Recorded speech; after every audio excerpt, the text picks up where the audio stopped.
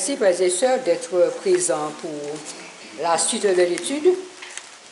Une cordiale et chaleureuse bienvenue est souhaitée à chacun. Bon sabbat et que l'Esprit de Dieu nous conduise dans toute la vérité. Amen. Je vous invite, frères et sœurs, à vous tenir debout. Ouvrons le email louange au numéro 528. Toute chaîne est enlevée, tout entrave a disparu. Oui, mon âme est libérée, je possède un plein salut. Car en venant au calvaire, tant d'amour m'a convaincu. C'est si doux de servir Jésus. Je veux l'aimer toujours plus. C'est si doux de servir Jésus. Je veux l'aimer toujours. Si ton âme est angoissée par le cèpe du passé, si ta paix est enlevée par le tourment du péché, Christ apporte délivrance, bonheur pour l'éternité. C'est si doux de servir Jésus. Je veux l'aimer toujours plus. C'est si doux de servir Jésus. Je veux l'aimer toujours plus. Aimer Dieu, oh quelle grâce, servir Christ, quel grand honneur, suivre de Jésus la trace, sur le mal être vainqueur.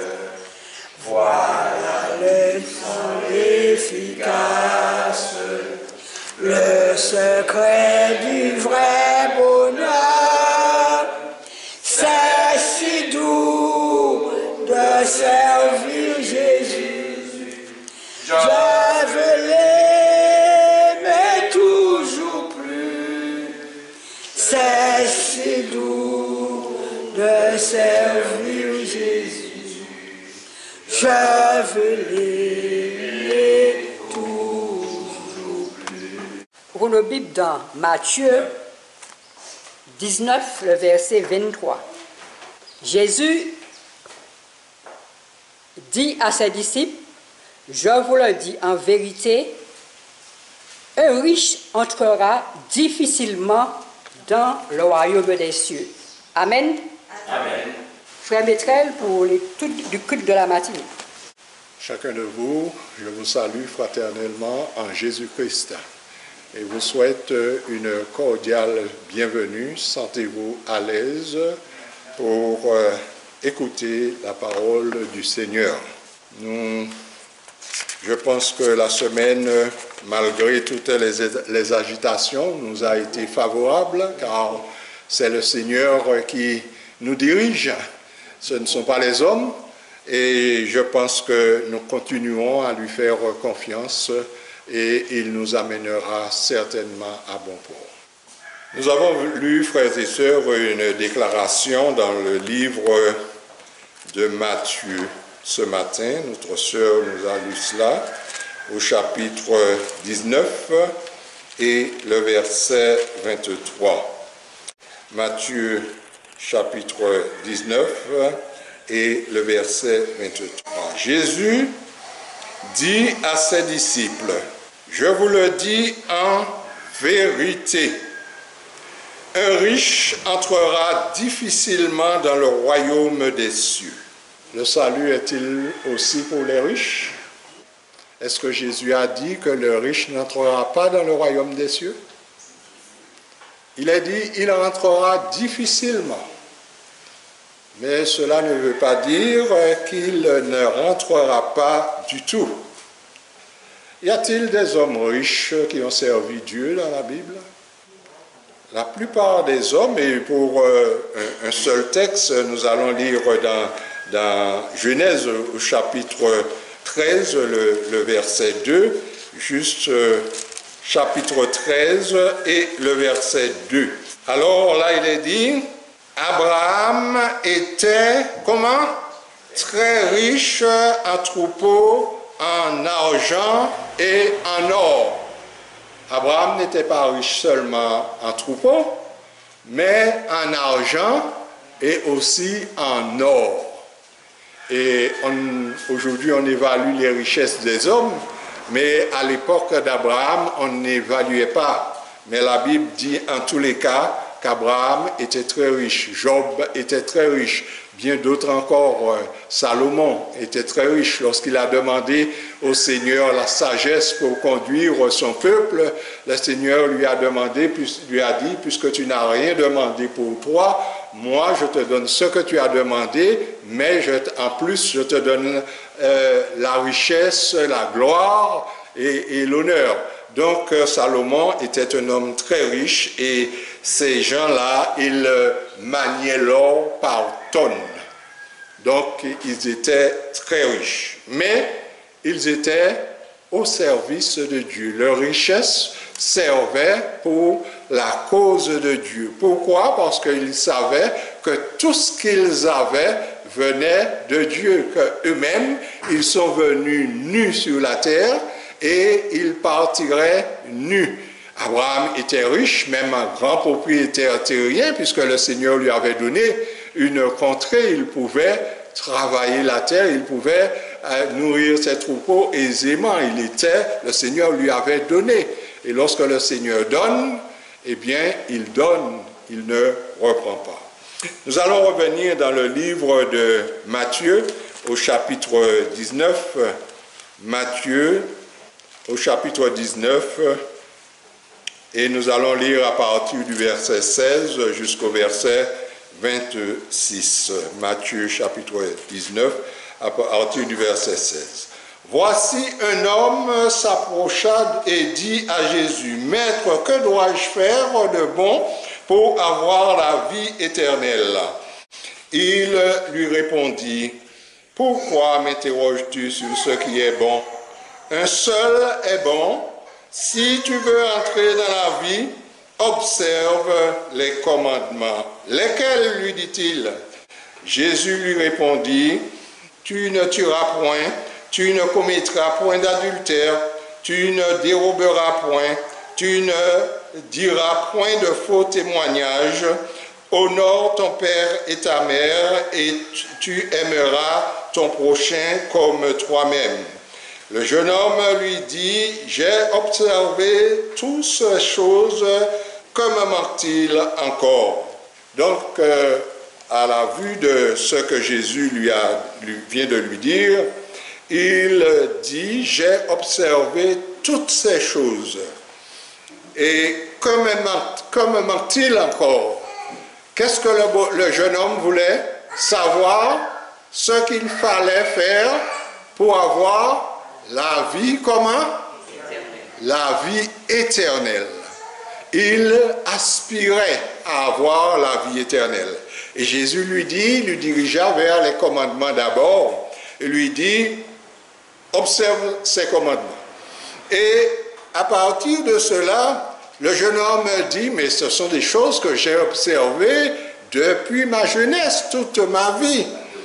Et au verset 21, en fin de compte, il lui dit, j'ai observé toutes ces choses, que me manque-t-il encore? Et Jésus lui dit au verset 21, si tu veux être parfait, va, vends ce que tu possèdes et donne-le aux pauvres et tu auras un trésor dans le ciel. Et puis, viens et suis-moi. Quel était le désir de ce jeune homme? N'est-ce pas avoir la vie éternelle? Et lorsque Jésus lui a présenté les commandements, il dit, j'ai observé toutes ces choses. Que me manque-t-il encore? Et Jésus maintenant lui dit ce qui te manque. C'est que pourquoi le Seigneur lui dit, va, vends ce que tu as et donne-le aux pauvres. Pourquoi d'après vous? Il avait un autre Dieu devant la face de Dieu. Il voulait la vie éternelle, mais il avait un autre Dieu. Son Dieu, c'était ses biens, son argent. Et la preuve en est, lorsque le Seigneur lui a demandé de vendre tout ce qu'il a, est-ce que vraiment le Seigneur voulait qu'il vende tout ce qu'il a? Il serait devenu pauvre. Non, c'était juste l'idée de partager, l'idée de donner, de ne pas t'attacher à ces biens-là, mais de partager avec ceux qui n'en ont pas, avec les autres. Et au verset 22, après avoir entendu ces paroles, le jeune homme s'en alla tout triste. Car la Bible nous dit qu'il avait de grands biens. Lorsqu'on a de grands biens, frères et sœurs, il n'est pas facile de partager ce bien-là. Lorsqu'on a de grands biens et qu'on est attaché à ces biens-là, ce n'est pas facile de s'en défaire. C'est-à-dire, ce bien devient notre Dieu, notre guide, mais nous ne pouvons nous détacher. Jésus lui dit au verset 23, dit à ses disciples au verset 23, « Je vous le dis en vérité, un riche entrera difficilement dans le royaume des cieux. » Verset 24, « Je vous le dis encore, il est plus facile à un chameau de passer par le trou d'une aiguille qu'à un riche d'entrer dans le royaume de Dieu. » Que comprenez-vous ici, frères et sœurs? Vous savez, qu'est-ce qu'un trou d'aiguille, à votre avis? Puisque Jésus leur dit qu'il est plus facile à un chameau d'entrer par le trou d'une aiguille qu'à un riche d'entrer dans le royaume des cieux.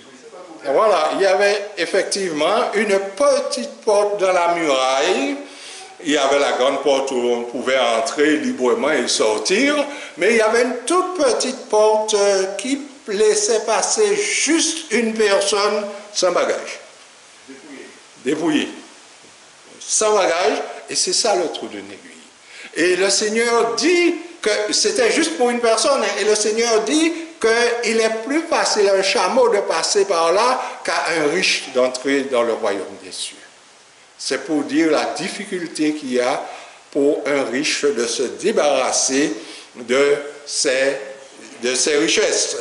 Et au verset 25, les disciples ayant entendu cela furent très étonnés et dirent, « Qui peut être sauvé? » Si les riches ne peuvent pas être sauvés, mais qui peut être sauvé?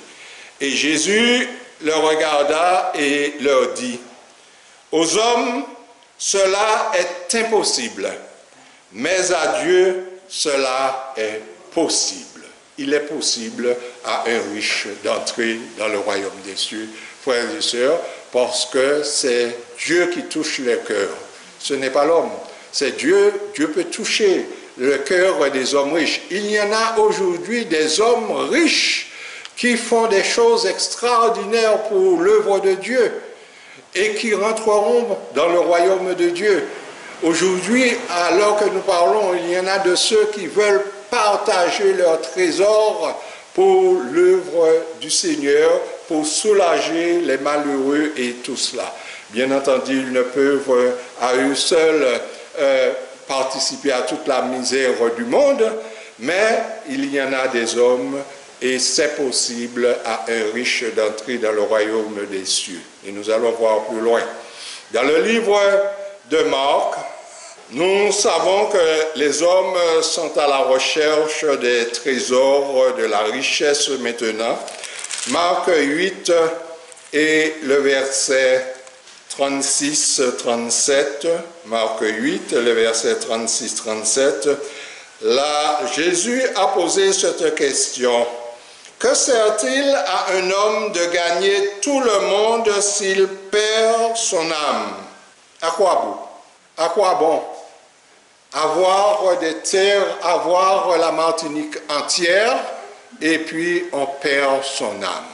On ne peut pas se sauver soi-même. Avec tout ce qu'on possède, toutes les richesses qu'on a, on ne peut se sauver soi-même. On est riche pour soi, mais on n'est pas riche pour les autres. Alors, il est dit, et que sert-il à un homme, au verset 36, de gagner tout le monde s'il perd son âme?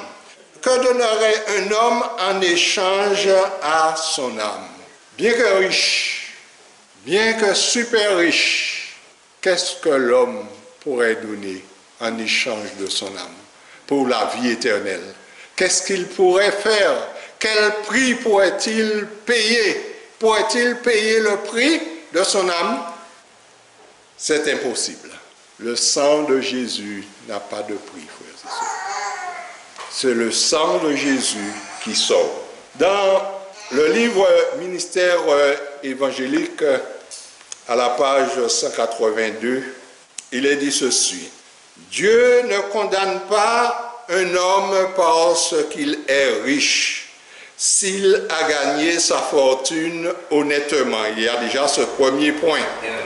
S'il a gagné sa fortune honnêtement, ce n'est pas l'argent, mais l'amour de l'argent qui est la racine de tous les maux. C'est Dieu qui donne à l'homme la facilité pour en gagner. Et à ceux qui se conduisent en économes fidèles, la richesse est une bénédiction, ainsi que pour le monde, mais beaucoup de riches absorbés par leur trésor deviennent insensibles aux appels divins et aux besoins de leurs semblables. Nous voyons que la richesse peut être, pour celui qui la possède, une bénédiction du Seigneur. Et en même temps, cela peut être aussi une malédiction. Comment une bénédiction? Eh bien, lorsque ceux qui possèdent la richesse se soucient de ceux qui sont dans le besoin, de ceux des malheureux, des indigents. Mais lorsqu'ils sont à garder tout pour eux-mêmes et ne cessent de vouloir plus que ce qu'ils en ont, eh bien, à partir de ce moment, cette richesse devient une malédiction pour eux et pour leur descendance. Ils considèrent leur bien comme une gloire personnelle. Ils ajoutent maison à maison, domaine à domaine, remplissent leur demeure d'objets luxueux, alors qu'autour d'eux règne la misère, le crime, la maladie et la mort. Ceux qui passent leur temps à s'occuper d'eux-mêmes cultivent non les attributs divins, mais ceux de Satan. Les riches qui passent leur temps à s'occuper d'eux-mêmes avec leur richesse, ils ne s'occupent pas des attributs de Dieu, mais de ceux de Satan. Dans le livre de Luc, au chapitre 12, Luc chapitre 12, le verset 16 à 21, il leur dit cette parabole.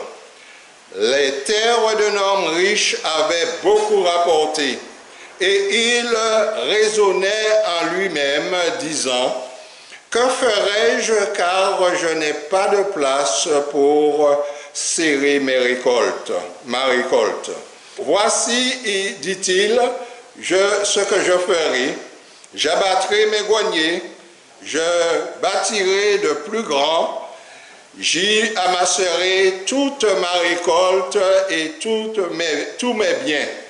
Je dirai à mon âme, mon âme, tu as beaucoup de biens en réserve pour plusieurs années. Repose-toi, mange, bois et te réjouir. Voilà l'homme aujourd'hui. Il a une garantie pour plusieurs années, c'est bien, de bien, et il dit à son âme, repose-toi, mange, réjouis-toi. Mais, au verset 20, il est dit, mais Dieu lui dit, insensé, cette nuit même, ton âme te sera redemandée, et ce que tu as préparé, pour qui cela sera-t-il? Il en est ainsi de celui qui amasse des trésors pour lui-même et qui n'est pas riche pour Dieu. Alors, on peut faire des projets pour plusieurs années, mais le souffle que nous avons appartient à qui? Et Dieu peut nous redemander ce souffle à n'importe quel moment, à la minute même. Il est dit, mais le soir même, Dieu lui dit au verset 20, insensé, cette nuit même, ton âme te sera redemandée. Et tout ce travail que tu as pris la peine de faire, pour qui? Qui va bénéficier de tout ce travail? Nous voyons, frères et sœurs, la richesse n'est rien si nous n'avons pas Dieu, si nous n'avons pas garanti si nous n'avons pas notre assurance de vie à côté de Dieu. Nous oublions quelquefois avec nos richesses que nous sommes des mortels. Je me souviens avoir lu une fois un petit feuillet qui disait « Avec l'argent, on peut acheter un lit, mais pas le sommeil. On peut acheter un médicament, mais pas la santé. Et bien d'autres choses encore. On peut acheter, on donnait une liste de choses qu'on peut acheter qui est nécessaire avec l'argent, mais tout ne s'achète pas avec l'argent. Donc, dans Jérémie, au chapitre 9, Jérémie, chapitre 9, le verset 23 et 24, Jérémie, chapitre 9, les versets 23 et 24, ainsi par l'Éternel, que le sage ne se glorifie pas de sa sagesse, que l'effort ne se glorifie pas de sa force, que le riche ne se glorifie pas de sa richesse, mais que celui qui veut se glorifie d'avoir de l'intelligence et de me connaître, de savoir que je suis l'Éternel qui exerce la bonté, le droit, la justice sur la terre, et c'est à cela que je prends plaisir, dit l'Éternel. Donc, ceux qui se vantent d'être riches aujourd'hui, qui ont beaucoup d'argent, qui ont ramassé beaucoup d'argent, et qui pensent gouverner le monde, ils oublient qu'au-dessus d'eux, il y a un maître qui règne et que tout leur appartient. Tout ce qu'ils possèdent lui appartient. Les richesses, toutes les belles choses de la terre, eh bien, c'est le Seigneur qui aura le dernier mot. Il y en a de ceux aujourd'hui qui sont très fortunés et qui construisent des villes souterraines, des villes à travers les montagnes, parce qu'ils se protègent en cas où il y aurait une guerre atomique, où il y aurait quelque chose, une épidémie quelconque sur la terre. Eh bien, tout cela, frères et sœurs, ce sont des choses inutiles. celui qui se protège, qui doit se protéger, il n'a pas besoin de tout cela. Il fait confiance tout simplement au Créateur, celui à qui tout appartient. Et nous savons que c'est au Seigneur. Le Seigneur a dit, la terre est à moi, les trésors de la terre m'appartiennent, l'or est à moi, l'argent est à moi, tout m'appartient. Et nous-mêmes, nous appartenons aussi au Seigneur. Et c'est lui qui décide, frères et sœurs. Donc, notre confiance, nous devons la mettre où? Eh bien, c'est dans notre Seigneur que nous devons mettre notre confiance. Dans le livre de Jacques, au chapitre 1er, le verset 10 à 11, il est dit ceci. Ce matin, nous avions eu ce texte à l'école du sabbat, mais nous y allons quand même. Il est dit que le riche, au contraire, se glorifie de son humiliation. Vous savez, les riches, c'est facile à un riche de s'humilier? Non, il est riche. Et il se croit tout permis. Eh bien, le Seigneur dit ici que le riche, au contraire, se glorifie de son humiliation, car il passera comme, comment? La fleur de l'herbe. La fleur de l'herbe, ça dure longtemps, frères et sœurs. Ce matin-là, eh bien, quelqu'un passe à côté, puis ça se casse, ça se fane, et puis c'est fini. Hein? Donc, il se fane comme la fleur de l'herbe, car il passe comme la fleur de l'herbe. Le soleil s'est levé avec sa chaleur ardente, il a desséché l'herbe et la fleur est tombée et la beauté de son espace a disparu. Ainsi, le riche flétira et dans ses entreprises. Ainsi, le riche flétrira dans ses entreprises. Nous n'avons pas à vouloir à les envier, frères et sœurs. Nous savons ce qu'il en est. Nous savons ce qu'il en est.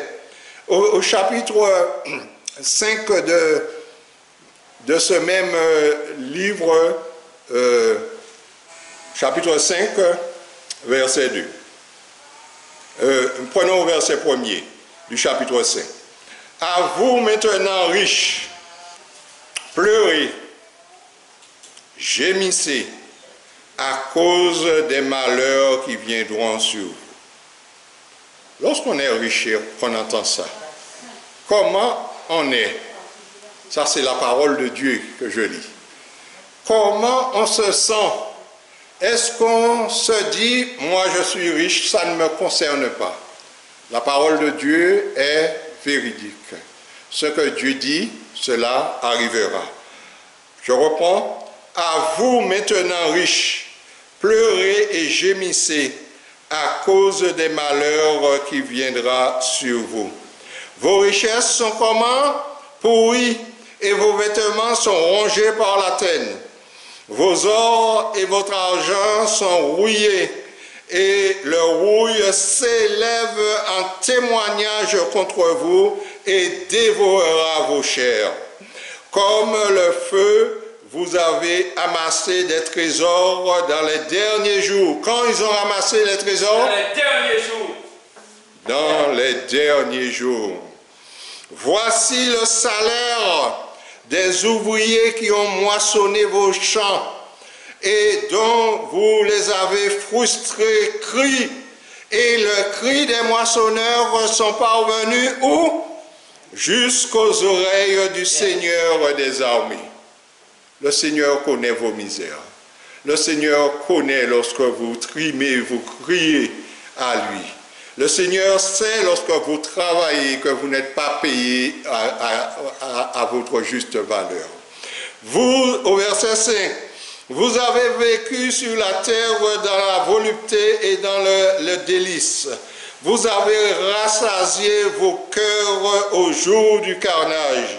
Vous avez condamné le pauvre, tué les justes et qui ne vous a pas résisté. Donc, frères et sœurs, le Seigneur donne un conseil à ceux qui souffrent de toutes ces choses. Au verset 7, il est dit, soyez donc patients, mes frères, ça ne va pas durer toute une éternité. Soyez donc patients, frères, jusqu'à l'avènement de notre Seigneur. Voici le laboureur attend les précieux fruits de la terre, prenant patience à son égard, jusqu'à ce qu'il ait reçu la pluie de la première et de l'arrière-saison. Vous aussi, soyez patients, affermissez vos cœurs, car l'avènement du Seigneur est proche. Oh, nous n'aurons pas à attendre longtemps avant que ces choses se réalisent, car rappelons-nous que les richesses qui sont ramassées dans les derniers temps sont sur les dos des travailleurs que cela a été fait. Dans le livre de Luc, au chapitre 6, Luc chapitre 6, le verset 24 à 26. Le Seigneur prononce lui-même cette parole. Malheur à vous riches, car vous avez votre consolation. La consolation qu'ils ont, c'est leur richesse sur la terre maintenant. Malheur à vous, verset 25. Vous qui êtes rassasiés, car vous aurez faim. Malheur à vous qui riez maintenant, car vous serez dans le deuil et dans les larmes. Malheur lorsque tous les hommes diront du bien de vous, car c'est ainsi qu'agissait leur Père à l'égard des faux prophètes. Aujourd'hui, c'est vrai que tous les hommes disent du bien de ceux qui sont riches, par flatterie des fois, ou alors pour en tirer quelque chose, on les défend, mais le Seigneur a dit malheur à vous.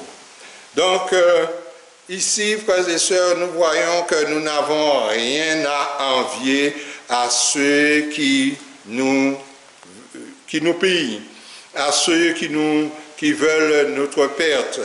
Nous n'avons rien à envier. Dans le livre de 1 Timothée, au chapitre 6, le verset 17, 1 Timothée, chapitre 6, et le verset 17 à 19. Il est dit, recommande aux riches du présent siècle de ne pas être orgueilleux et de ne pas mettre leur espérance dans des richesses incertaines, mais de les mettre en Dieu qui nous donne avec abondance toutes choses pour que nous en jouissons. Recommande-leur de faire du bien, d'être riches en bonnes œuvres, d'avoir de la libéralité et de la générosité, et de s'amasser ainsi pour l'avenir un trésor placé sur le fondement solide afin de saisir la vie véritable. Ainsi, le conseil que Paul donnait à son enfant Timothée pour les riches. Et ces conseils sont encore valables aujourd'hui, frères et sœurs, pour quiconque.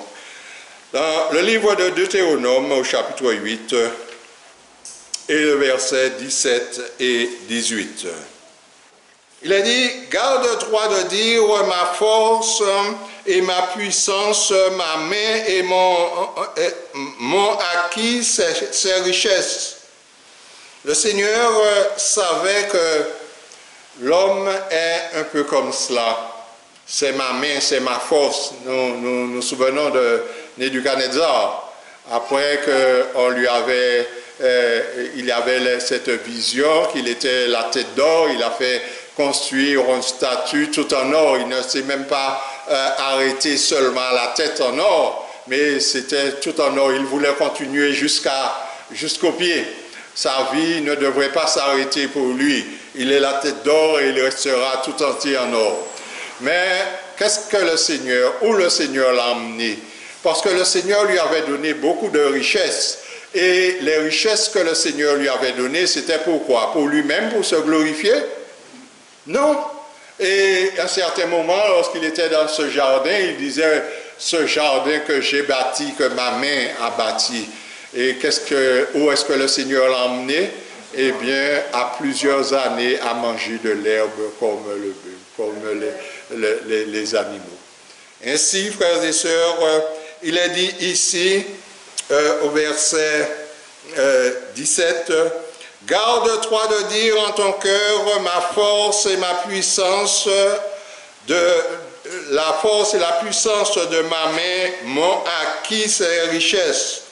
Souviens-toi de l'Éternel ton Dieu, car c'est lui qui te donne la force pour les acquérir afin de confirmer comme il le fait aujourd'hui son alliance qu'il a jurée à tes pères. » Donc, par nous-mêmes, nous n'avons rien, nous ne pouvons avoir rien. Lorsque nous avons ces richesses, c'est encore le Seigneur qui nous les donne. Dans le livre de 1 Chronique, au chapitre 29, 1 Chronique, chapitre 29, le verset, à partir du verset 10, David, c'est la prière de David. David bénit l'Éternel. Nous allons lire du 10 à 16. Il est dit, David bénit l'Éternel en présence de toute l'assemblée. Il dit, béni sois-tu d'éternité en éternité, éternel, Dieu de notre Père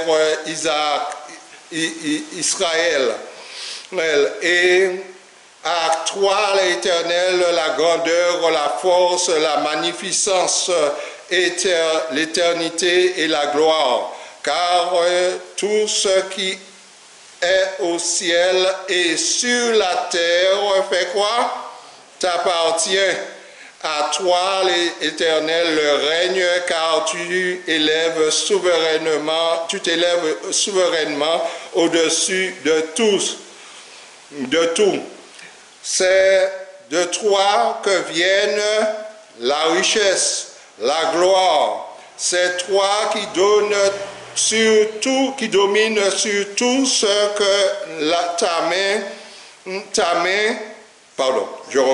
c'est de toi que viennent les richesses et la gloire. C'est toi qui domines sur tout. C'est dans ta main que sont les forces et la puissance. C'est ta main qui a le pouvoir de grandir, d'affermir toutes choses. Maintenant, ô notre Dieu, nous te louons et nous célébrons ton nom glorieux. Car qui suis-je et qui est mon peuple pour que nous puissions te faire volontairement des offrandes? Tout vient de toi et nous recevons de ta main ce que nous t'offrons. David avait constaté qu'il ne pouvait rien, quel que soit ce qu'il possédait, il savait que tout venait de Dieu et que c'est à Dieu que devrait retourner la louange, la gloire, car tout ce qu'il pouvait offrir à Dieu venait de lui. Au verset 15, il est dit, « Nous sommes devant toi des étrangers et des habitants comme tous nos pères.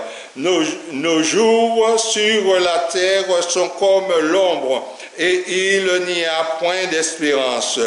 Éternel notre Dieu, c'est de ta main que viennent toutes ces richesses que nous avons préparées pour bâtir une maison à toi et à ton saint nom.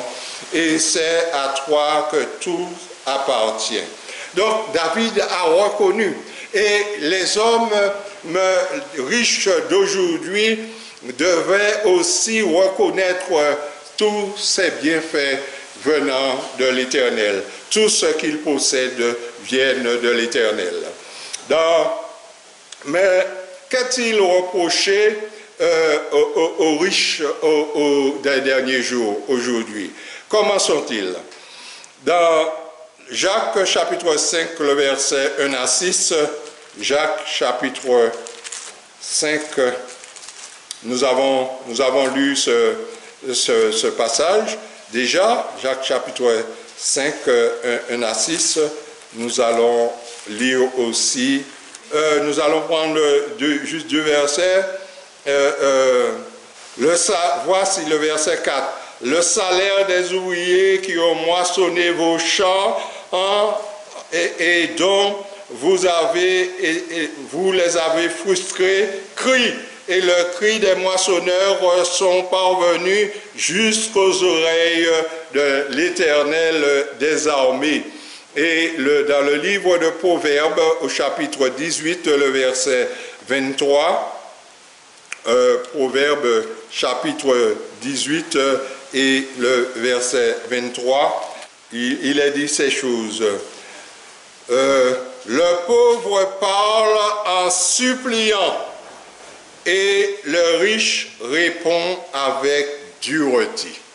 Voilà ces choses qui leur sont reprochées aujourd'hui aux hommes.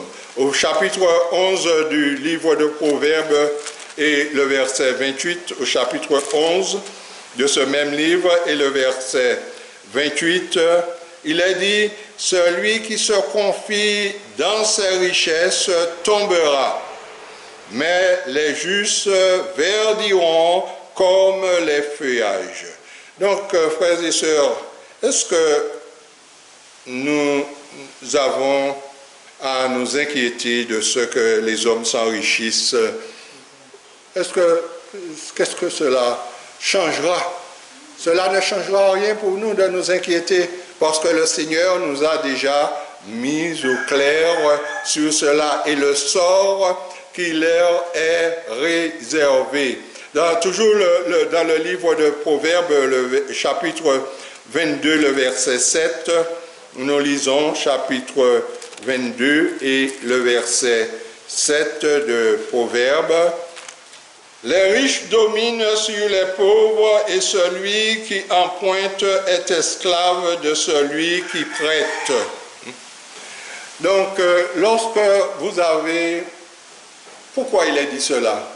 Parce que les riches possèdent tout, les pauvres n'ont rien. Et lorsqu'ils ont besoin de quelque chose, ils sont obligés d'aller quémander. Et lorsqu'on leur accorde quelque chose, frères et sœurs, soit un prêt, soit pour faire quelque chose, eh bien, on nous taxe fortement. Et nous sommes, vu que nous n'avons pas les moyens, eh bien, nous sommes obligés d'accepter si nous voulons avoir un petit quelque chose ici-bas, une maison ou un moyen de se déplacer. Et le Seigneur tient compte de toutes ces choses, frères et sœurs, parce que il voit, il connaît, il entend les cris que lancent ses enfants. Dans le Job au chapitre 22, 24 et 25, Job chapitre 22, 24 et 25. Alors, Job chapitre 22, les versets 24 et 25. Il a dit, « Jette ton or dans la poussière, l'or dauphin parmi les pourceaux des torrents, et le Tout-Puissant sera ton or. » Qu'est-ce qu'il est demandé ici? Jette l'or que nous avons là, que nous croyons une richesse. Jette ça. Et le Tout-Puissant, au verset 25, sera ton argent et ta richesse. Et n'est-ce pas merveilleux que Dieu soit notre or, soit notre argent et notre richesse? Qu'est-ce que Dieu nous a promis, frères et sœurs? C'est juste une petite parenthèse. Lorsque le moment viendra, si nous sommes restés fidèles, qu'est-ce que le Seigneur nous a promis? Après un voyage de 7 jours sur les nuages, en arrivant là-haut, ce sera la mer de verre, c'est une porte d'une seule perle. Nous allons avoir des pavés d'or. Est-ce qu'à ce moment-là, vous allez avoir ce désir de dire que je suis pauvre? Non, nous serons richement, parce que le Seigneur nous dit que nous devons faire un trésor maintenant, mettre notre trésor dans le ciel. Et nous savons que tout est beau, tout est lumineux, tout est spécial, des pierres précieuses que nous n'avons jamais vues. Tout cela sera dans le ciel à notre disposition. Que Dieu nous aide à comprendre cela. Et là, il a dit, jette ton or dans la poussière, l'or d'Ophir, parmi les cailloux des torrents. Et le Tout-Puissant sera ton or, ton argent. Alors tu feras du Tout-Puissant tes délices, tu élèveras vers Dieu ta face. Tu prieras et il t'exaucera et tu accompliras tes vœux. Donc, mettons notre confiance en Dieu, frères et sœurs. Nous avons un homme qui n'était pas aimé. Il était péagé. Et cependant, il était riche. Et le Seigneur était sur une certaine place et lui-même, il voulait voir Jésus, mais en cachette, il était de petite taille. Vous voyez de qui je parle? Mais oui, Zachée. Eh bien, il était de petite taille. Et comme la foule était dense autour de Jésus, eh bien, Jésus a voulu, il a voulu voir Jésus. Il est allé en avant et il est monté dans un sycomore. Comme Jésus devait passer sous ce sycomore, à ce moment-là, il a vu. Mais s'il a fait tout cela, frères et sœurs, vous ne pensez pas que l'homme riche allait être à part et regarder de loin? Mais s'il a fait tout ça, c'est qu'il avait un désir dans le cœur. Et qu'est-ce que, en arrivant là, Jésus s'est arrêté et il a dit, Zachée, descends, car il faut que je demeure dans ta maison. Et Zachée est descendu. Peut-être qu'il était tout tremblant, je ne sais pas. Le maître, parce qu'il était détesté de la foule, il était péagé, il était un homme riche. Et lorsque Jésus entra dans sa maison, Jésus lui a dit, Zachée, tu es un voleur, tu dois remettre tout ce que tu as volé aux autres. C'est cela? Non. Jésus n'a pas dit cela. Zachée lui-même, lorsque le Seigneur est entré, il a dit, le salut est entré aujourd'hui dans ta maison, Zachée lui-même a confessé ses fautes. Zachée a dit, je donnerai la moitié de mes biens. Ce n'est pas Jésus qui l'a demandé, c'est Zachée lui-même. Il a constaté qu'il ne pouvait plus être un égoïste. Et il a dit, je donnerai la moitié de mes biens, et si je fais du tort à quelqu'un, je lui donnerai au quadruple. Voilà ce que le Seigneur demande aujourd'hui à ces hommes qui se croient riches. Nous savons, frères et sœurs, dans 2 Timothée 3, le verset 2 Timothée 3, à partir du verset 1er, nous sommes au dernier temps, nous le savons. Tout nous démontre que nous sommes au dernier temps. Et le Seigneur dit, sache que dans les derniers jours, il y aura des temps difficiles. Les temps sont-ils difficiles aujourd'hui, frères et sœurs?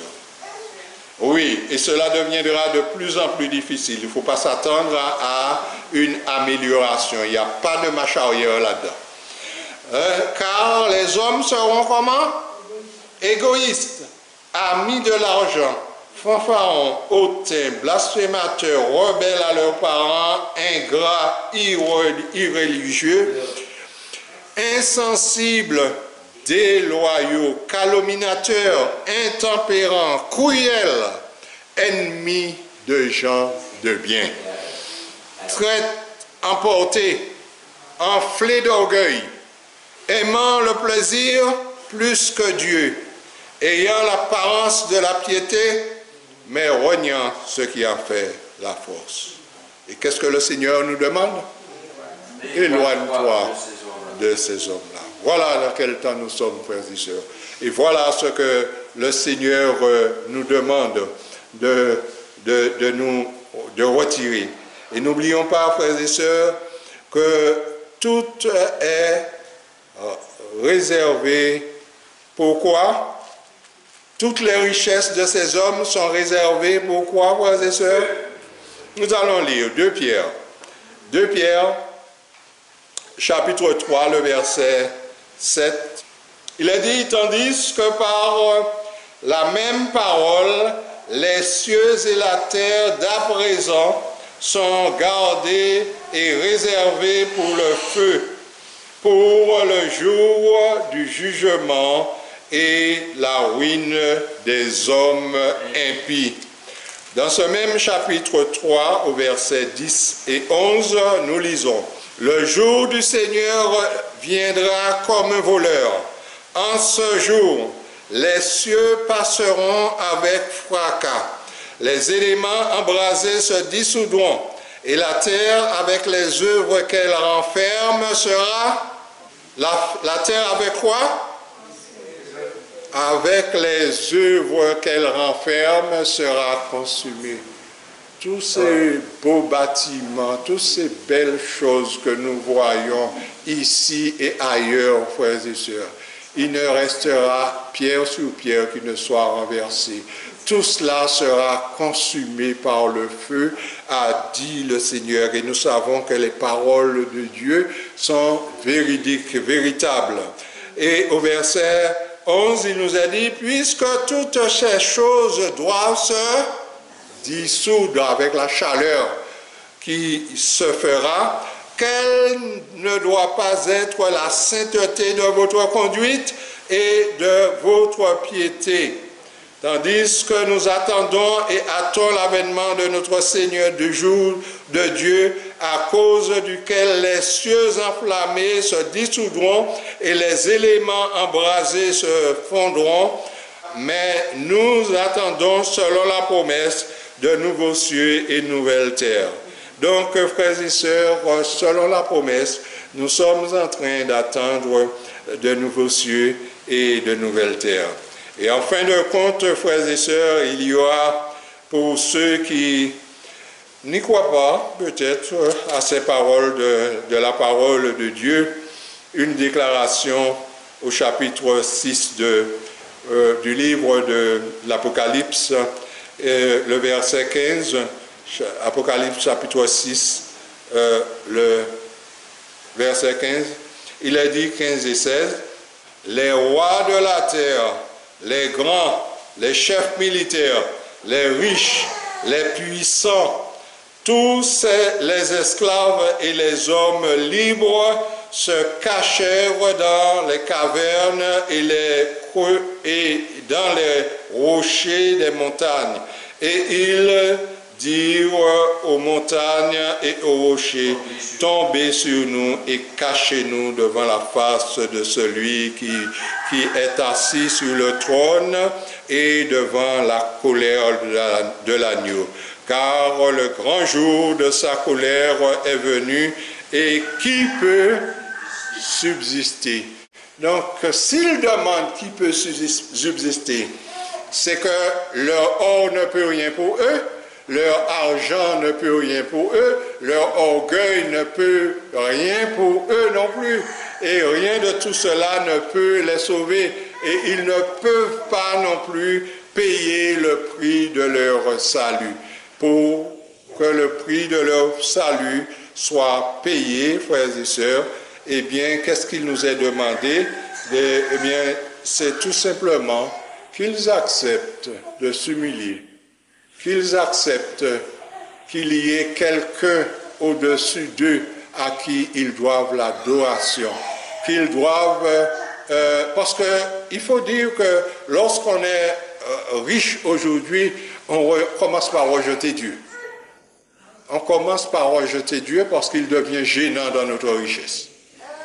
Il devient gênant pour notre richesse. Il va vouloir prendre dedans, ça va nous appauvrir, donc il faut le rejeter, il faut le mettre de côté et dire tout simplement aux autres que Dieu n'existe pas. C'est de la force de mes mains que j'ai toutes ces choses. Nous allons lire encore un passage dans le livre d'Ésaïe, Ésaïe au chapitre 2, Ésaïe au chapitre 2, le verset 9 à 12. Il est dit, les petits seront abattus et les grands seront abaissés. Tu ne leur pardonneras point. Entre dans le rocher et cache-toi dans la poussière pour éviter la terreur de l'Éternel et l'éclat de sa majesté. L'homme au regard hautain sera abaissé et l'orgueilleux sera humilié. L'Éternel seul sera élevé ce jour-là, car il y a un jour pour l'Éternel des armées contre tout homme orgueilleux et hautain, contre quiconque s'élève afin qu'il soit abaissé.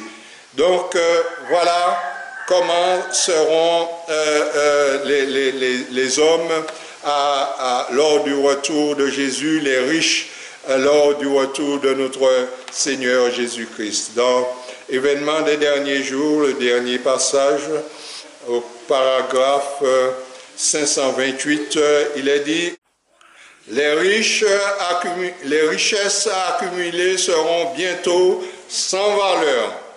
Lorsque sortira le décret selon laquelle nul ne pourra acheter ou vendre sans avoir la marque de la bête. » Et ça, frères et sœurs, ça c'est pour nous, pour vous et pour moi.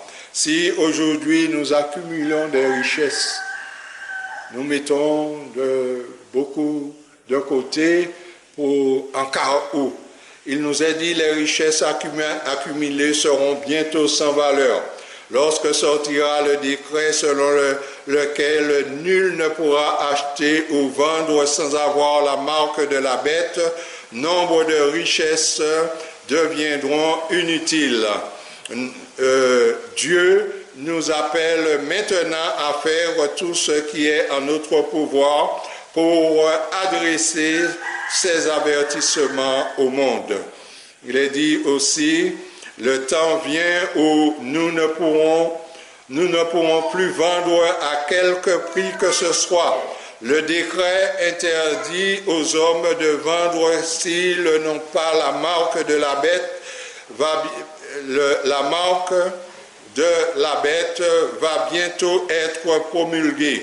Ces choses presque déjà réalisées en Californie depuis peu de temps. Il faut voir encore que la menace du déchaînement des 4 vents. Pour l'instant, ils sont encore retenus par les 4 anges.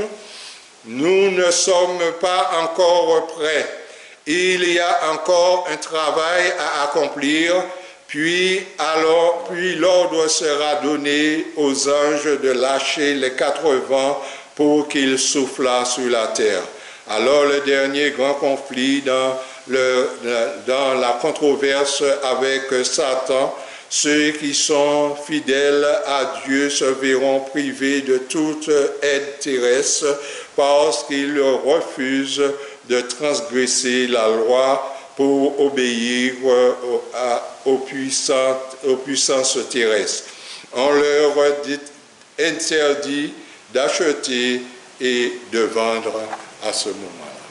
Donc, que Dieu nous aide, frères et sœurs, afin que nous puissions mettre toute notre confiance en notre Seigneur Jésus-Christ. Le Seigneur a tout dévoilé dans sa parole. Nous n'avons pas à craindre. Tout ce qui se passe aujourd'hui sur la terre, ce n'est que le commencement des douleurs. Et nous allons être privés de beaucoup de choses, mais le Seigneur ne nous privera jamais de sa grâce, de ses bienfaits et de sa bénédiction. Que Dieu nous aide et qu'il nous bénisse dans ce sens. Amen. Amen.